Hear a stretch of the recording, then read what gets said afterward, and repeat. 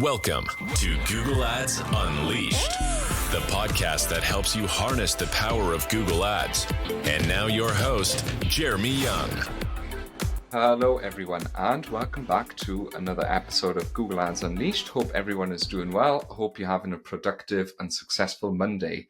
Today we're back with another interview. It's been like interview August so far, but today we got a topic which is very much out the ordinary and something a lot of people, I'd say, underestimate, especially when I do a lot of coachings, when I do a lot of audits. This is something that is always swept under the rug.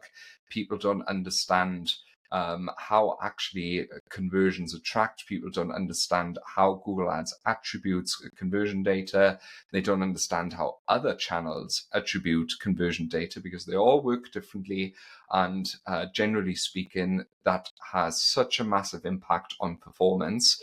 And someone who has recognized this a very long time ago is my guest today, Vince Wagenknecht, who is the founder of Kickbite, which is a highly adopted and very successful attribution tool, but probably it's much better if you introduce yourself, my friend.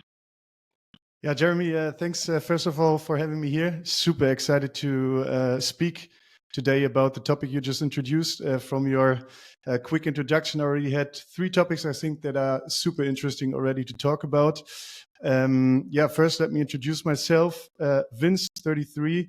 10 years in Berlin already. Kickbite is actually my second venture before I did something completely different. I was a restaurant owner.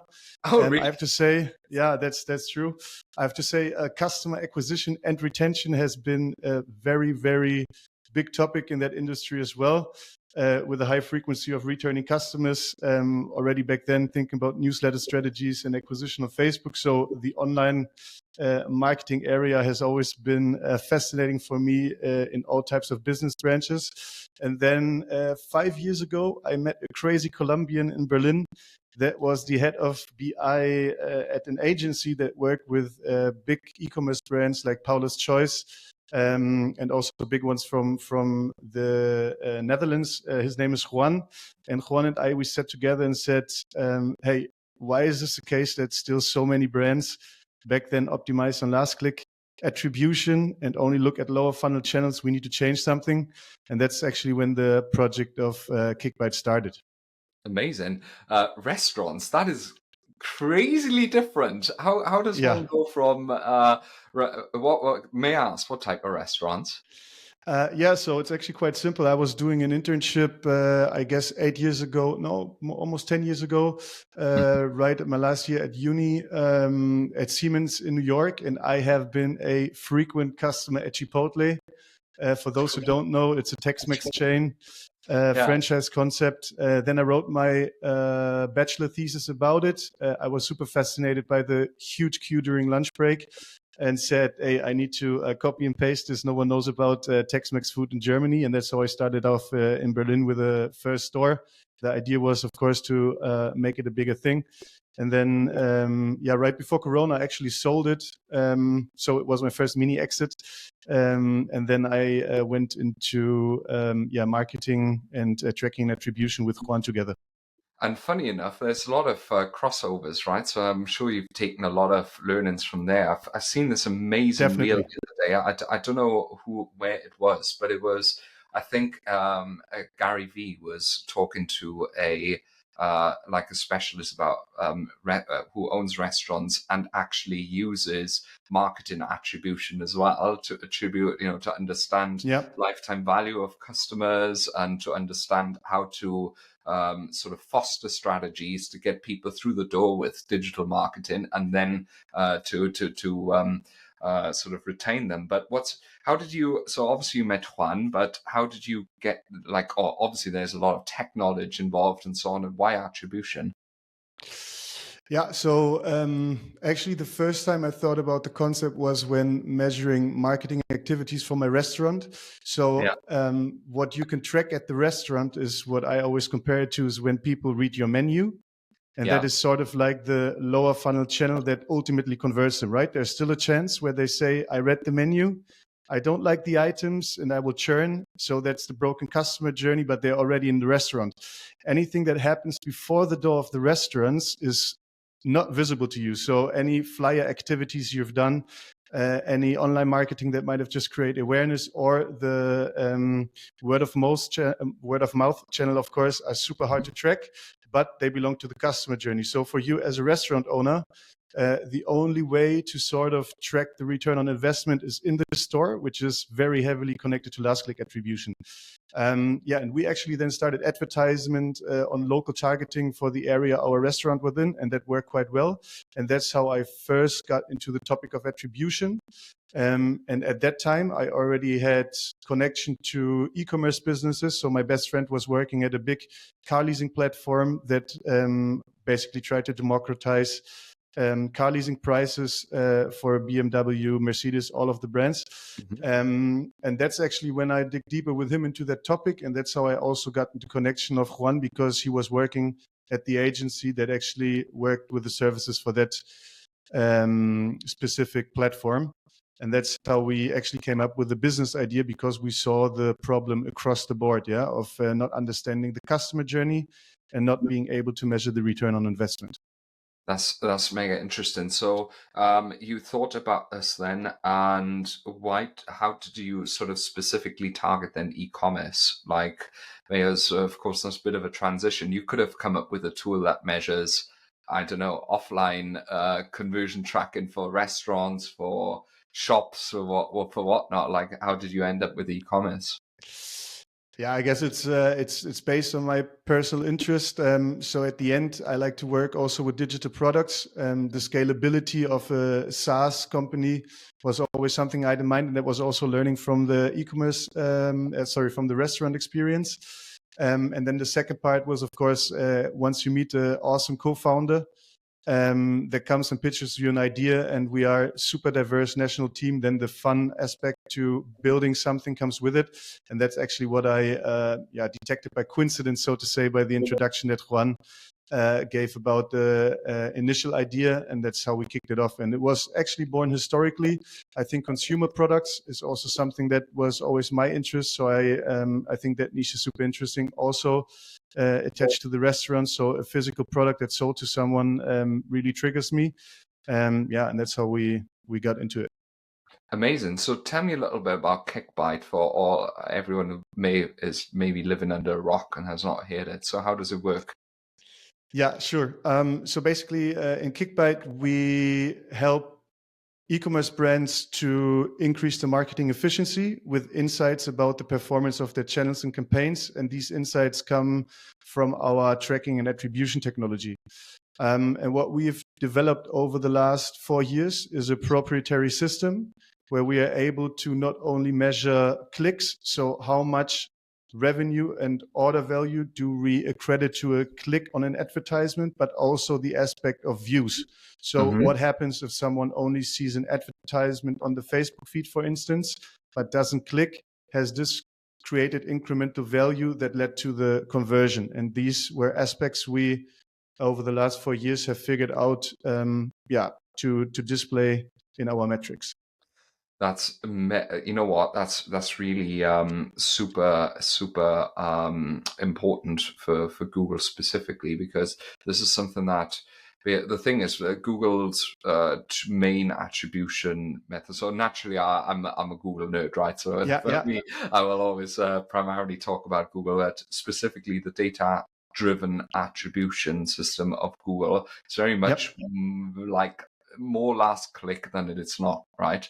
Which means that it's really difficult to sort of understand how demand gen, how YouTube, all these top funnel sort of campaign types actually drive incremental value to your brand. I don't think Google themselves have a solution for that quite yet, right? So we internally work a little bit with other things like post-purchase service or something like that to get a bit of an understanding of that. But unfortunately, we don't have access to tools like Kickbite everywhere. You've clearly understood that this is like a real big issue. What kind of other lessons have you sort of learned whilst building the tool, whilst developing the product, whilst obviously working with a lot of brands, understanding their problems and their needs? What other solutions does Kickbite offer?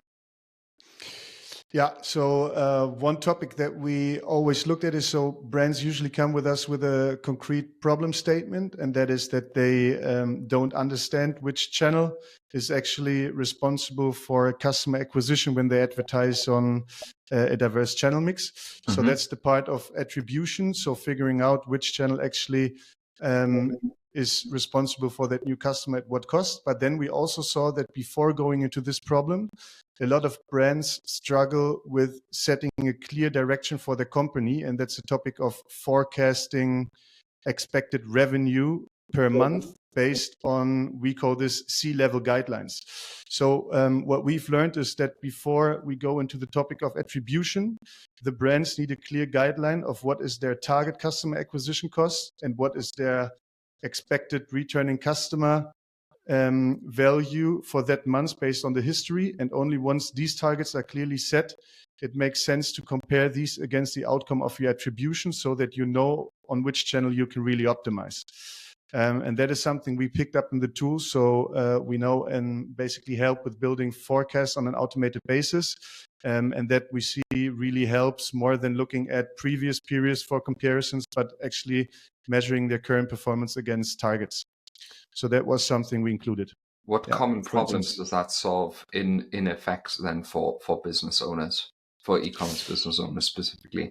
Yeah, so the underlying problem is that usually when the revenue to ad spend targets are set, so talking about a marketing efficiency ratio here, there's not enough understanding about the dynamics of retention and acquisition. And what this means is that the business owners need to look back in their order history. So the more data, the better. And what then happens is that you are able to clearly understand on a cohort based how many returning customers, let's say for August 2024, you can expect based on what you know from the history. And once you have basically identified, okay, this is my returning customer revenue for August that I project, only then you are able to say how many new customers do I actually need to acquire based on my AOV for new customers, at which cost to achieve my ultimate goal of revenue X at marketing cost Y. And this is what the forecasts are solving. So it breaks down the C-level revenue and ultimate growth targets down to retention and dynamic targets that the teams in the performance marketing division at retention or CRM can use. That's mega interesting. You mentioned before the call a very interesting sentence, which I'm just going to read out loud again. Making decisions on ad platform data is the silent killer of many D2C brands. Yeah. So I'm just going to give you like a small challenge now here. So naturally, this is the case, right? This is quite tricky. But how does data in Kickbite help you make better decisions then? Because the issue is this is like a double-edged sword, right? Because in the end, the in-platform data is the only data the platform works with. Let's say Google, right? Normal website conversion tracking. And quite frankly, let's put it like bluntly. And by the way, you can swear on this podcast as well. It's fine. Google doesn't give a shit about what Kickbite says, right? Or it doesn't give a shit about what it doesn't even care what GE4 says to a certain degree, right? So how do you marry those two things up? Yeah, there's many components tied to this. So one aspect of the Google Ads data is, of course, there's the specialists that work on Google Ads, for instance, are used to that data, and for them it's a big change management if they need to now, when they started with Kickbite, adjust their optimization to the Kickbite insights that might look completely different what they see in their Google Ads dashboard. So the basically switch that you need to do on your optimization logic is one thing that requires adoption phase. That's where we usually support in the beginning. But the second, more interesting topic for me is something where I always like to refer to the case that John Moran, I'm sure you know him, Google Ads specialist, has done 3 months ago, is where they showed how Google Ads is milking you based on their CPCs, because they know, because a lot of accounts actually optimize on a TROAS target, right? So basically Google knows how much CPC they can get from you in order for you to still be in their target baseline, and they milk you until basically they basically stay within the ROAS target. So what he has done, long story short, is he has kicked out the conversion pixels. So actually there was no data in the Google Ads dashboard, but he still optimized and saw that the CPCs drop, because Google likes to incentivize those brands where it's not going so well. And it's a little bit the same story on Kickbite. You basically see campaigns, because we holistically measure the customer journey, right? So we give credit to the other touch points involved, not only Google. But if you respect that data and use the quality metrics we show, we have, for instance, a metric that's the quality of the touch point, then you start to understand what the position and what the impact of that Google touch point is within the customer journey. And you become confident in the decisions, because at the end of the month, this is of course reflected in your top line metrics like marketing efficiency ratio and so on, or ROAS, however you want to put it. So that requires change management, but then you basically collect the fruits of your work after at least 4 weeks, and moving forward, you will see the impact. Yeah, so maybe just for a few listeners who have not heard of John Moran. So basically what he did is he hypothesized that Google's target ROAS is not based on a fair auction, but rather the fact that you feed Google all this data, they know what CPCs they can set to. If you say, yes, I can afford a 3x and that's the target, then they will set the CPCs not based on an auction in order to achieve that return on ad spend, but rather you could achieve it for cheaper clicks. And by the way, I've done a podcast on this, which I think will come out next week. It's the same with brand traffic as well. If you set it to max conversions or max conversion value, you will massively overpay for your branded clicks versus if you just put a bid cap or anything on there. Just to give more context to who's listening. But what you're saying is basically, in fact, it doesn't even matter whether the data is played in or not, because you can look at the dashboard, interpret the data correctly, pull back budget, for instance, literally ignore stuff like conversion data, or even if I understand you correctly, remove it, right? Or use completely different bidding strategies, like move away from max conversions or TCPA or target ROAS, and just say, you know what, given all I see, I can spend that much and I can afford that click cost, and then just buy clicks, right? So exactly. That's exactly mega. Yeah, I'll be honest, I'm not brave enough to do that. That's why I say it's change management, and you need to buy in from the C-level, or at least the team leads, right? So there needs to be a tough decision. But I think the successful brands, and that's what we see with our D2C brands, we have category leaders like Athletic Greens, Zwilling, Ankerkraut. They either have been first movers on the channels. So with Ankerkraut, I remember they were on Twitch. No one was advertising on Twitch. They did influencer game on Twitch, absolutely scaled through the roof with this. Athletic Greens with partnerships and podcast advertisement, absolutely scaled through the roof with it. And then the second option is, if you're not first mover, you need to be bold. And bold requires brave moves. And I think this is one of these moves where you need to show what you got. But I have to say it requires a lot of conviction with the management, and that's, I think, one of the hardest parts. It certainly is. The thing is, we this is something that we have quite a lot, and unfortunately, as an agency, you have to balance it. Like I'm walking a tightrope, right? Because I know tools like yours are a better like nothing reflects reality perfectly. That's just not how it is. I feel attribution is a tool to understand. To come closer to an understanding of reality, right? And I feel like that tool is better than the in platform attribution. But as you can imagine, as a Google Ads agency and manager, you walk in a real difficult tightrope, right? Because you kind of have to trust the data to not trust, but sort of use the data within platform to a certain extent because Yep.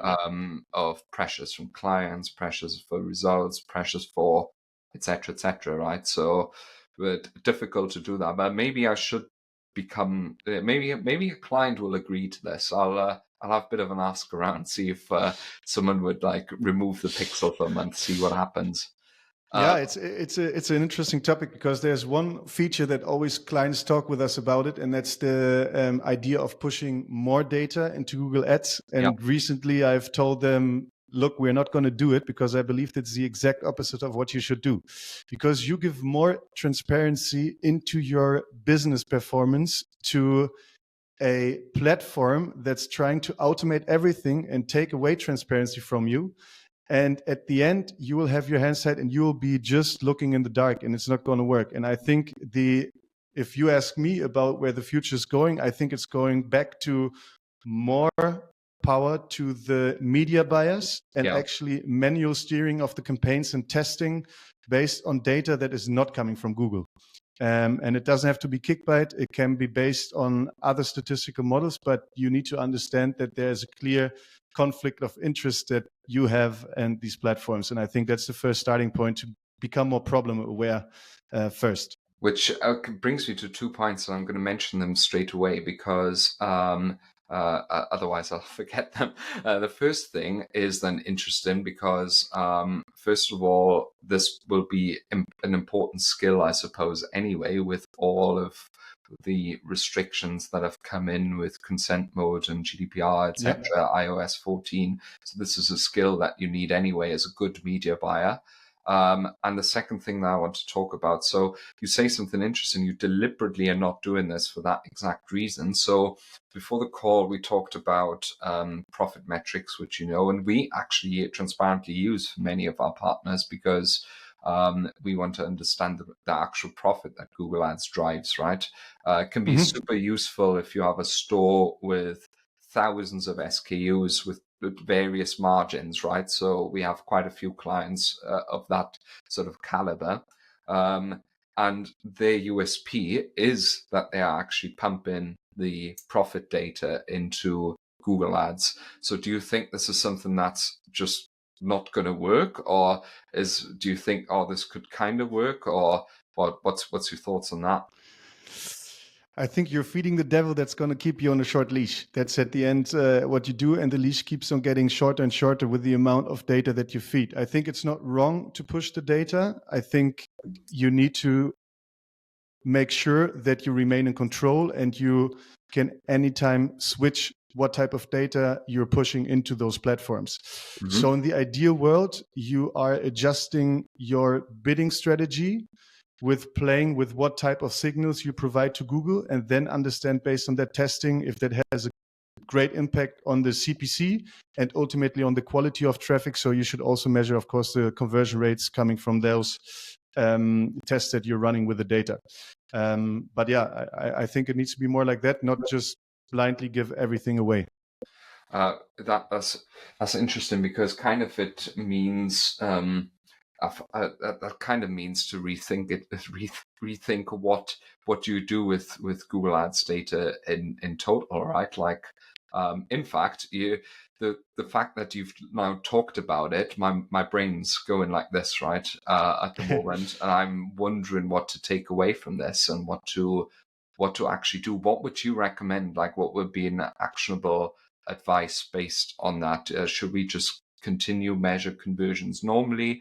Should we take the John Moran approach, nuclear, and just like abolish it completely? Well, what should we do? Yeah. So first of all, I think there can be more harm done than benefit if you blindly just take out the tracking pixel. That should not be done by anyone. There should be a clear hypothesis in the testing setup. But I think one small thing or it's not a small thing, but what you can do already is we see that a lot of brands actually are moving away from PMax to good old shopping. This is something where you regain control within the Google sphere. So that's one thing. Then, of course, the whole topic, but that's same old. I think branded keywords and non-branded keywords, exclusion, these are concrete action steps. But other than that, I think the next part is that you go deeper into understanding what the algorithms are really using in terms of data. And if you have the capabilities in-house, you can already basically control what you're really sending to Google. So I don't think there's a one size fits all approach, but make sure that when you test something, you have a clear hypothesis and a testing framework set out before you change anything out of the ordinary. That's amazing advice. That's really good. Because I think that's what a lot of people do. Like I feel anyway. In fact, a good friend of mine wrote a very good LinkedIn post yesterday saying too many people test for testing's sake, right? Yeah. just to be testing something, and it's of course nonsensical. It should always have an idea, an hypothesis behind it. And the first thing that I mentioned was the classic media buying skill is going to be even become more important, right? The less we kind of know about the customer journey aspect, and the more complex, like tracking and data privacy and cookie policies become. So Kickbite, so excuse my ignorance because sometimes my technical limit, I have I'm pretty good with a lot, but I don't have the black belt here on the technical side of things. How does cookieless tracking work? Can you explain that to us? Yeah, sure. So I think what most people know is a methodology called fingerprinting. What we came up with is actually a hybrid model. By the way, if you're super interested in this topic, I highly recommend following Simon Ava. That guy is an absolute specialist when it comes to technical GTM setups and tracking in general. But what we do is we basically have Ava with a Ava, I think it's Ava. He's Scandinavian, but correct me if I'm wrong. But if you Google his name in both variations, you might find it. Mm-hmm. But the what we do with our cookieless tracking is at the end we combine in a hybrid model different tracking technologies to pick out the best working pieces from all of the methodologies. And the fingerprint, just to quickly explain what this is basically a profile that's built by the browser and device information that you can pick up as soon as someone starts a session on your website. So these are typical things like the device. So is this a iPhone? Then you have the browser settings, language, current updates, and so on. And by the variables that you get from this fingerprint, you can build a profile, and that profile is not unique to one person, but it might let you identify 2 people out of 100. And then you can start to trim it down based on statistics. Yeah. Mm-hmm. What we do is we also have a fingerprint with a bunch of variables, but what we also do is we use website behavior patterns. And what this means is that every user that goes to your website, let's do this in the case of Zwilling, they have a lot of knives, they have a lot of cutting blocks and so on.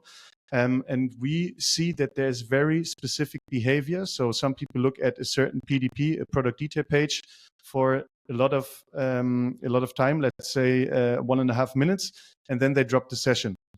What happens now is that if the user comes back after 4 days, and we might have not picked enough variables from the fingerprint to be unique enough. So there's actually, out of 10,000 users we have tracked, 100 where the fingerprint has the same profile. We then use the behavioral pattern of this person looked at a specific PDP, and we see that session where we cannot identify with the fingerprint converted within 20 seconds with a very specific product, or there was even something saved already in the shopping basket. Then we connect that behavior of that quick purchase with a session where we see, okay, that product was looked at for a lot of time, or there was a correlation between PDP views, so product detail page views, and that quick purchase, in addition to the fingerprint. So we basically combine the fingerprinting technology with a second methodology, and that's the behavioral matching, so that the confidence interval of your statistical matching becomes higher by a second methodology. That's insane. So basically, you don't actually use, the classic cookie, but rather a modeling of behaviors that users on the site exhibit using all of the dimensions you can get from that session, and then piece together how that is sort of proportion to each channel, if that makes sense. Like that makes sense. Yeah. That's okay. My brain is melting. How does view attribution come into there then? Like, how do you? So that's of course how people click and then behave and so on. How do you mix sort of what you mentioned before? And I think not gone into detail enough yet. The view attribution, because that's of course hugely important, and that influences even view through conversions to a large degree as well. How does that work? So basically how view attribution works is we don't get the insights, of course, from Facebook or Pinterest about the in-session data on their platform. We don't get a user ID that has viewed the ad of a person. So at the end, we also need to rely on a statistical framework.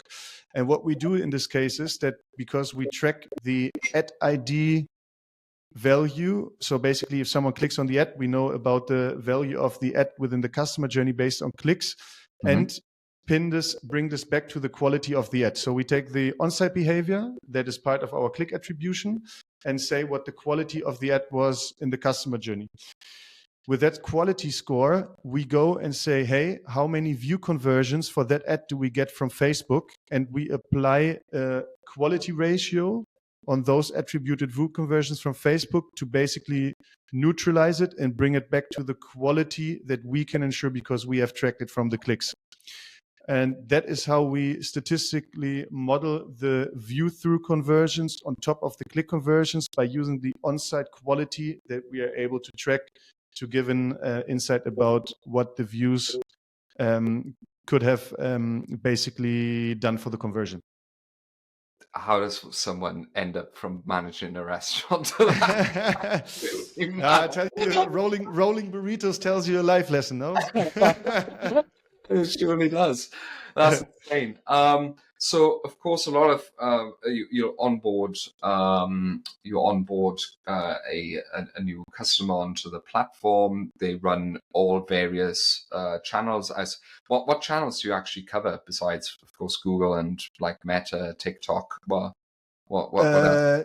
All of the social platforms for our view attribution as well as YouTube. So speaking here of Pinterest, TikTok, Snapchat, Meta, so Facebook, Instagram, but then also affiliates. We are now getting into the topic of correcting affiliate provisions by our data-driven attribution, because there you see the same logic as every channel tries to do. Basically, they claim conversions where their credit shouldn't be due, and we try to correct this.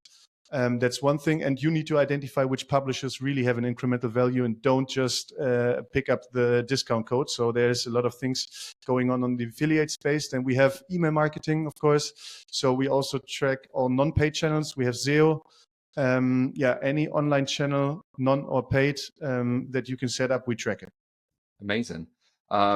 So when you onboard a client, and of course, coming back to this being a Google Ads podcast, something that you've noticed is, of course, reversals from PMAX to shopping, brand exclusions. What are sort of typical things that you see where people typically overspending, where the most opportunities?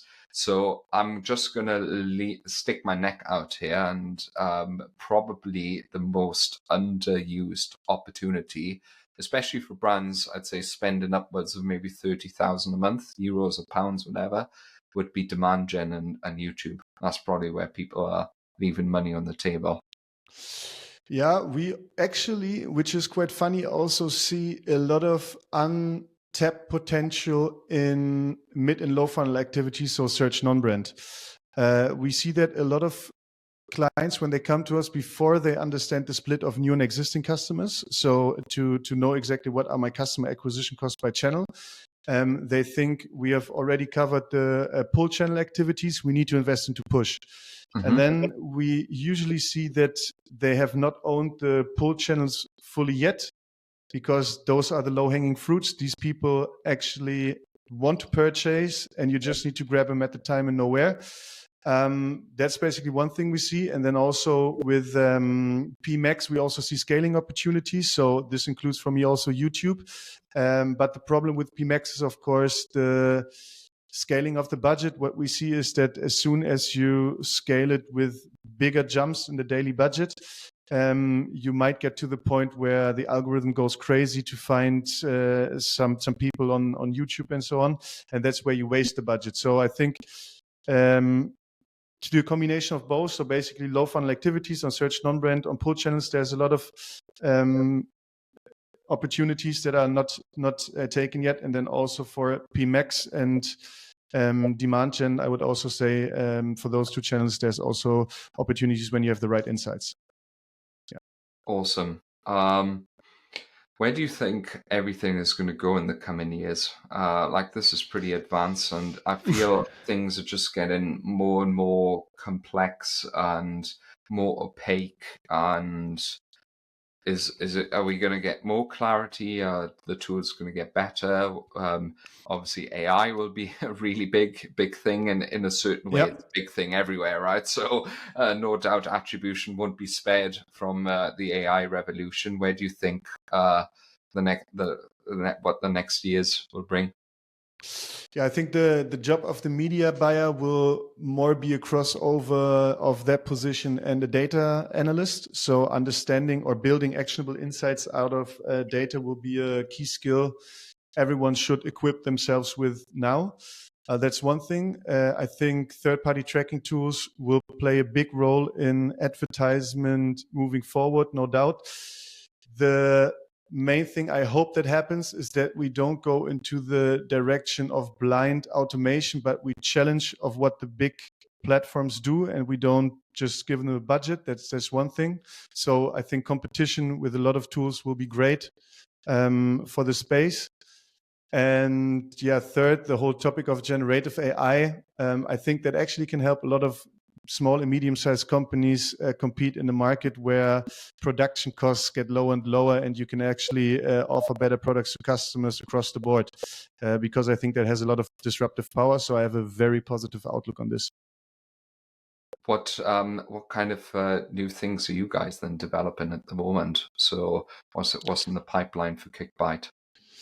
Yeah, I think one super important topic that is not talked about enough is the topic of funnel analytics and non-converting traffic.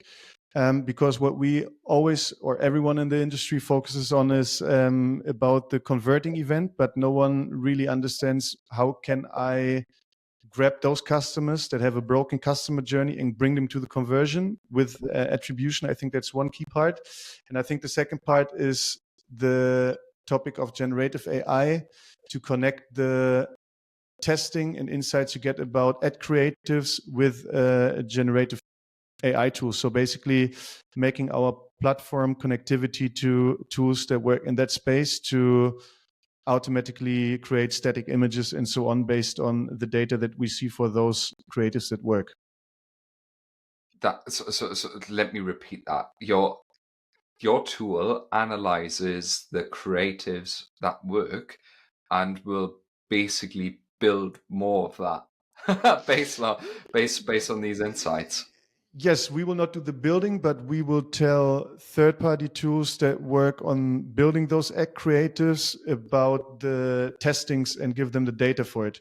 So right now it will be the problem that if you do the generative AI, you will probably still rely on the Facebook ad platform data, but you want to have an unbiased source of truth that shows the impact of that ad creative in the customer journey. And that part we want to provide and plug it into top-notch generative AI tools to build the right creatives.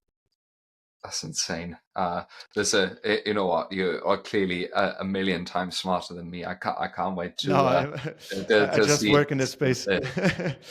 Can't wait to see what the future brings. There's a lot of people who listen who own brands themselves or are COOs or of such brands or CMOs of such brands. There's a lot of people listening who maybe have clients where their ears are ringing now and they're thinking, this is something I really need to check out. So how would you go about checking out Kickbite? I would clearly say if you only work on one channel for customer acquisition, you have other problems. Don't look for a third-party tool. That's the first thing. I also think this is connected to budget and your internal setup. So if you only rely as a founder on your own resource for marketing activities, I think you're overpowering with data analytics rather than focusing on one channel. But if you have the team set up, enough spending, and more than one acquisition channel, then it's the time to look into third-party tracking tools. And that's when the doors, of course, always open. But we also check this out in discovery on the call and tell the brands really honest, hey, if you're not ready yet, it doesn't make sense. But yeah, then you should look into it, and then you have really high potential to maximize your marketing efficiency with the insights for the optimization. So just head to Kickbite, book a call, and that's how you'd get in touch with you, for instance. Exactly. Yeah, basically, I will do the sales call. We have an open chat about challenges, opportunities, and then we can see if there's room to improve together. Super. Is there anything last that you'd like to maybe sort of talk about, mention, something interesting that you may have left out, or maybe any final tip that you'd want to give?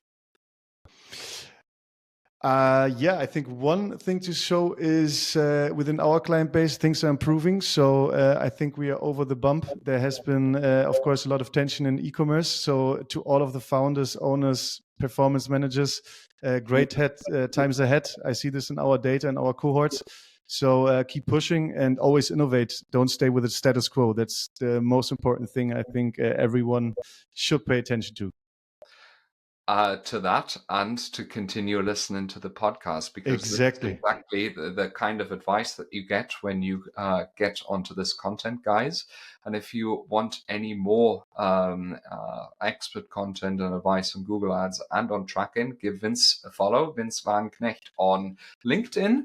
And of course, Jeremy. never hesitate to reach out. You can email him at, what's the email address? Vince@Kickbite.io for Indian Ocean. That's where we all sail, no? Very good.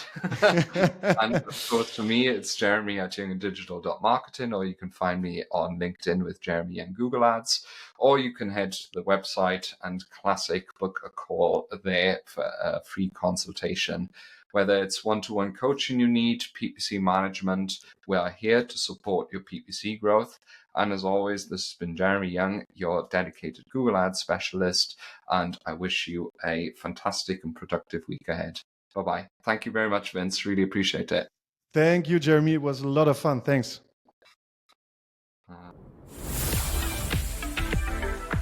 Thank you for listening to Google Ads Unleashed. Be sure to subscribe wherever you heard this podcast so you never miss a future episode. If you found value in today's podcast, please share it with others and leave a rating and a review. For more information or to connect with Jeremy, check him out online at www.younganddigital.marketing. Thanks again for tuning in, and we'll see you next time.